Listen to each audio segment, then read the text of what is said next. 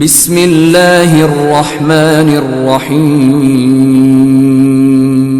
نحمده ونصلي على رسوله الكريم اما بعد اعوذ باللہ من الشیطان الرجیم بسم اللہ الرحمن الرحیم محترم سامعین السلام علیکم ورحمۃ اللہ وبرکاتہ۔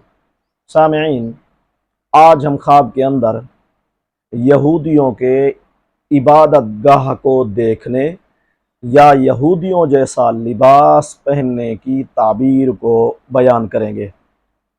دو چیزیں مختلف ہیں، یہودیوں جیسا لباس پہنا خواب میں، یا یہودیوں کا عبادت خانہ کسی نے خواب میں دیکھا ہے۔ اس کی تعبیریں بھی مختلف ہیں۔ اگر کسی نے خواب کے اندر دیکھا ہے یہودیوں کا عبادت خانہ، عبادت گاہ، تعبیر یہ ہے کہ ایسے شخص کے اعمال بھی یہودیوں سے مشابہ ہوں گے۔ اس کی طبیعت، اس کی نیت، اس کے اعمال یہودیوں سے مشابہ ہوں گے۔